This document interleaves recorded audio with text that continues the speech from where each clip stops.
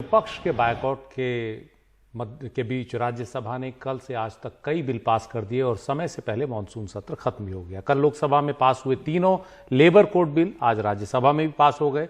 अब राष्ट्रपति के दस्तखत के बाद तीनों बिल कानून बन जाएंगे। राज्यसभा में आज foreign contribution regulation act FCRA bill भी पास हो गया। आज की कार्रवाई के बाद राज्यसभा अनिश्चितकाल के लिए स्थगित हो गई। मानसून सत्र हालांकि 1 अक्टूबर तक चलना था, लेकिन उसको पहले ही समाप्त कर दिया गया। दूसरी तरफ विपक्ष के नेता आज 5 बजे राष्ट्रपति से मिलने वाले हैं। हम हिमांशु के पास चल सकते हैं। हिमांशु, एक तरह से ऐतिहासिक रहा है ये मानसून सत्र।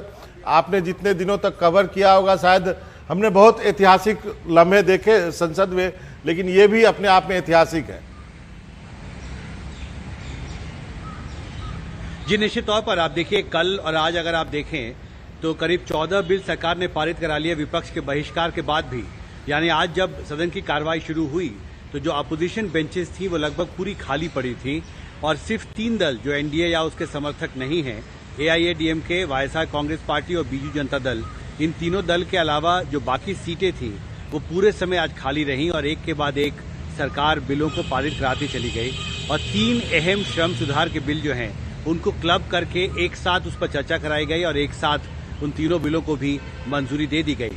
और जिस तरह का विरोध अब सड़कों पर दिख रहा है, उससे ऐसा लगता है कि जो स्टेक होल्डर्स के साथ जो कोई भी कानून देश में बनता है तो जो एक प्रक्रिया है कि सभी स्टेक होल्डर्स के साथ सलाह मशवरा किया जाता है, राजनीतिक दलों के साथ बातचीत की जाती है और उसके बाद बिल के प्रारूप को तैयार किया जाता है। विशेषकर संवेदनशील जो भी कानून होते हैं, जैसा कि बदलाव अभी कृषि सुधार में सरकार ने किया है, तो ऐसा लगता है कि जिस तरह से सड़कों पर अब विरोध हो रहा है और विरोध अभी और बढ़ने वाला है, क्योंकि लेफ्ट फ्रंट अब पश्चिम बंगाल में ऐलान कर चुकी है कि वो आंदोलन करने वाले हैं। DMK ने 28 सितंबर को पूरे तमिलनाडु में प्रदर्शन करने का फैसला किया है। कांग्रेस गुरुवार से सड़कों पर उतरने वाली है अलग अलग जिलों में। ऐसा लगता है कि अब जो लड़ाई, राजनीतिक लड़ाई संसद में शुरू हुई थी, जो गतिरोध, जो संकट यहाँ पर दिखा है, अब अपना विरोध को लेकर विपक्षी दल कल से सड़क पर उतरने वाले हैं। और मुझे लगता है कि इस पूरे मामले में जो राजनीतिक गतिरोध है वो और गहराने वाला है। एक और महत्वपूर्ण बात, राष्ट्रपति के साथ मुलाकात, मुझे लगता है कि आखिरी मौका है विपक्ष के पास अपनी बात को मजबूती से राष्ट्रपति के सामने रखने का। और ये बात राष्ट्रपति से कही जाएगी कि जिस तरह से 2 अहम कृषि सुधार से जुड़े बिलों को पारित कराया गया, ऐसे वक्त पर जब डिवीजन की मांग विपक्ष की तरफ से की जा रही थी, वो मांग को नहीं माना गया और ध्वनि मत से बिलों को पारित कराया गया। वो गलत तरीका है, वह संसदीय प्रक्रिया नहीं है बिल को पारित कराने का। और राष्ट्रपति इस पर अपना हस्ताक्षर न करें तो इसलिए अब देखना बहुत महत्वपूर्ण होगा कि राष्ट्रपति क्या फैसला करते हैं, क्योंकि अब ऐसा लगभग तय माना जा रहा है कि विपक्ष जो है वो अपनी लड़ाई को, अपने मुद्दों को लेकर अब सड़क पर उतरने की तैयारी कर रहा है। लेकिन हिमांशु, आज हमने देखा कि जो विजुअल है, संसद भवन के अंदर भी सोशल डिस्टेंसिंग के साथ एक रैली निकाली है सांसदों ने, विपक्ष के सांसदों ने। ये निश्चित तौर पर, क्योंकि उन्हें अपनी बात कहने का मौका नहीं मिला।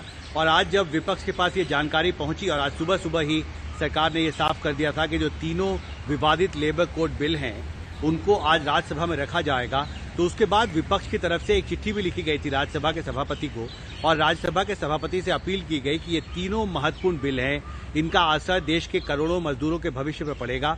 और मौजूदा परिस्थिति में जब विपक्ष ने बहिष्कार किया है, बिना पर्याप्त चर्चा के इन बिलों को आप पारित न होने दें, पारित न किया जाए, ये अपील भी विपक्ष ने की थी।